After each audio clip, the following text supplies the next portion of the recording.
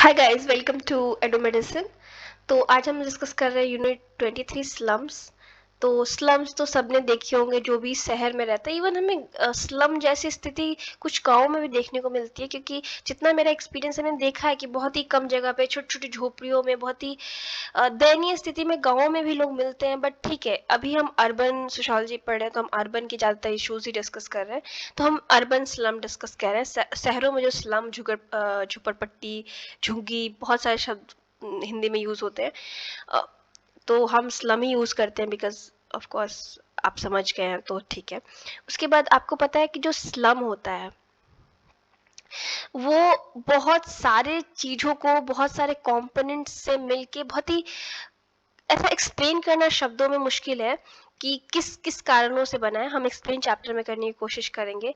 लेकिन सबसे main reason अगर स्लम बनने का है तो वो होगी गरीबी, क्योंकि गरीब लोग ही स्लम में रहते हैं। अगर आप अमीर हैं तो आप स्लम में रहेंगे ही क्यों। तो हम डिस्कस कर रहे हैं अब नेचर ऑफ स्लम।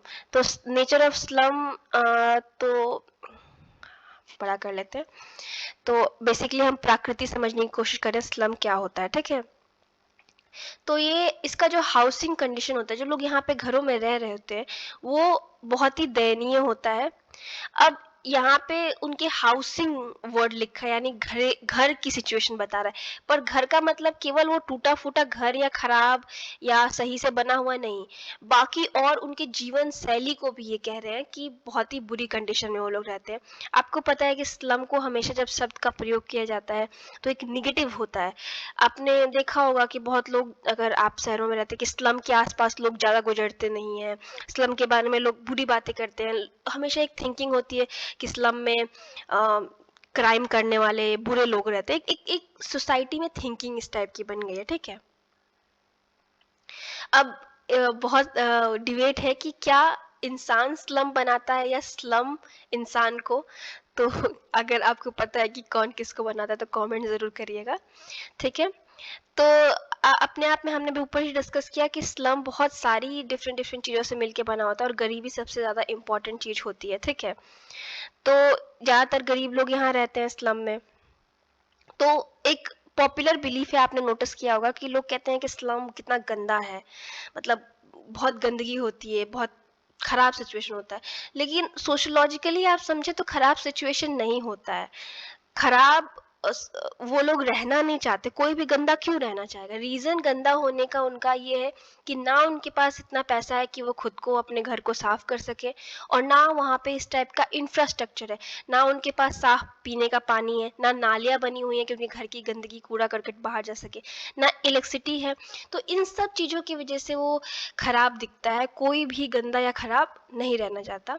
यहाँ पे 3 प्रकार के स्लम्स की बात की गई है। एक है ओरिजिनल स्लम, जो माना जाता है कि बहुत शुरू से ही बना हुआ है, जिसकी बिल्डिंग्स वगैरह इतनी खराब हो गई हैं कि उनको जल्दी से जल्दी ठीक करना बहुत ज़रूरी है। और इसका एग्जांपल इन्होंने दिया है मैक्सिकन स्लम, जो कि विचिटा में है। उसके बाद सेकंड टाइप का स्लम जो है, वो तब बनता है जब मान लीजिए मिडिल क्लास के लोग हैं, ठीक है। मध्यकाल के, सॉरी मध्यकाल के नहीं, मिडिल क्लास यानी मध्यम वर्ग के। और वो लोग, सोशल मोबिलिटी होती है, मतलब वो लोग थोड़े ठीक हो जा, मतलब रिच हो जाते हैं, बेटर पोजीशन मिल जाती है सोसाइटी में, बेटर प्लेस रहने का मिल जाता है। तो जब वो किसी जगह को खाली कर देते हैं तो वो एकदम खराब स्थिति में आ जाती है और स्लम जैसी दिखने लगती है। तो इसका एग्जांपल इन्होंने दिया है, बॉस्टन में एक स्लम है, बॉस्टन अमेरिका में है, ठीक है। तीसरा टाइप जो सबसे हम मानेंगे कि दयनीय स्थिति में है, और वो ऐसे एरियाज में रहता है जहाँ बिजनेस विजनेस आसपास होता है थोड़ा बहुत, और इसकी स्थिति बहुत ही खराब होती है, देख बाहर से भी और अंदर से भी। और इस मतलब इस स्लम में ज़्यादातर समाज के असामाजिक तत्व, यानी ऐसे लोग जिन्हें समाज में असामाजिक कहा जाता है। मैं उन्हें कुछ नहीं कह रही। जैसे मान लीजिए गरीब, भीख मांगने वाला, जिसके पास घर नहीं है, या जो बहुत क्राइम करता है, या जो प्रोस्टिट्यूशन करती हैं औरतें, या कोई जो बहुत ही बड़ा पियक्कड़ है, ऐसे लोग यहाँ पे रहते हैं, ठीक है।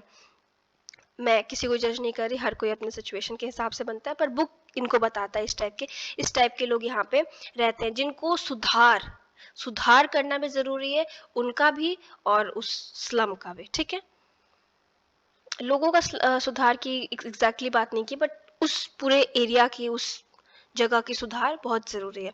हिस्ट्री की हम अगर बात करें तो एंशिएंट रोम में हमको, मतलब प्राचीन काल में रोम में स्लम टाइप की हमें चीज़ें दिखने को मिलती है। मेडिवल टाइम में अगर मध्यकाल की बात करें तो बहुत सारे शहरों में हमें एक स्लम टाइप की चीज़ें देखने को मिलती है। जेविस जो घेटो था, गेटो बोलते हैं, गेटो, तो जेविस देखिए सामने, गेटो का मतलब ऐसा जगह होता है जहाँ पे एक ही जाति के या एक ही धर्म के, इस टाइप के लोग, मतलब एक ही टाइप के लोग रह रहे हो, तो ये जीविश लोग यहाँ रहते थे। ये भी एक तरीके का स्लम ही था, ठीक है। और यहाँ पे बात की गई है कि इसको किस वजह से क्रिएट हुआ था, क्योंकि एक ही प्रकार के सामाजिक, धार्मिक और राजनीतिक और आर्थिक, जैसे मतलब एक ही टाइप के लोग थे जिनकी सारी चीज़ें मिलती जुलती थी, तो ये यहाँ पे रहा करते थे, ठीक है। उसके बाद ब्रिटिश में भी, ब्रिटेन में जब आपको पता है कि इंडस्ट्रियलाइजेशन शुरू हुआ, औद्योगिक क्रांति आई, तो ये स्लम आना शुरू किया था, हो गया था। लुइस ममफोर्ड इसको बताते हैं, और फेडरिक ईगल्स भी इसके बारे में लिखते हैं, ठीक है। जो इंडस्ट्रियल टाइम में ये फैक्ट्रीज वगैरह लगना शुरू हुई और स्लम आना शुरू हुए, तो ऑफ कोर्स वो लोगों के पास बहुत ही कम पैसा था, तो इस वजह से वो लोग उनके पास कोई रहने की जगह भी नहीं थी, तो फैक्ट्रियों के आसपास ये स्लम टाइप का एरिया डेवलप हो गया। ना वहाँ पे क्लीन वाटर था, ना नालियाँ थी, कुछ नहीं था। सिचुएशन बहुत ही वहाँ की भी हम कह सकते हैं दयनीय है। पैसा कमाते नहीं थे कि अच्छी जगह पे रह सके, तो ये ऐसी जगह पे रहने लगे, ठीक है ना। रूम्स बहुत ही खराब मटेरियल से बने थे, रूम थे भी नहीं, या तो थे तो बहुत छोटे थे, ना बाथरूम था, ना टॉयलेट फैसिलिटी उतनी अच्छी थी। टॉयलेट बने थे तो एक ही टॉयलेट को बहुत सारे लोग मतलब शेयर करते थे। जो यूएस में प्रोसेस था अर्बनाइजेशन का, शहरीकरण को, वो यूरोप की कंपैरिजन में बहुत ज़्यादा फास्ट था। और जो इमिग्रेंट मासेस थी, मतलब अमेरिका में बहुत लोग अ, अ, विस्थापित होके गए हैं, तो वो लोगों ने स्लम्स बड़े बड़े बनाए और रहना शुरू किया, ठीक है। तो ये सिचुएशन इतिहास में स्लम की थी। कैरेक्टरिस्टिक हम नेक्स्ट वीडियो में देखेंगे, आई मीन पढ़ेंगे। तब तक के लिए thank you and have a nice day. मेरा ब्लॉग स्पॉट भी आ गया है। आई मीन ब्लॉग स्पॉट पे मैं डिटेल्स अपने चैप्टर्स की डाल दिया करूँगी, मतलब नोट्स। तो टेलीग्राम पे आप ग्रुप ज्वाइन कर सकते हैं, ब्लॉग स्पॉट पे भी रीड कर सकते हैं, और उसके अलावा इंस्टाग्राम पे भी फॉलो कर सकते हैं। Thank you so much. Link आपको सारा डिस्क्रिप्शन में मिल जाएगा।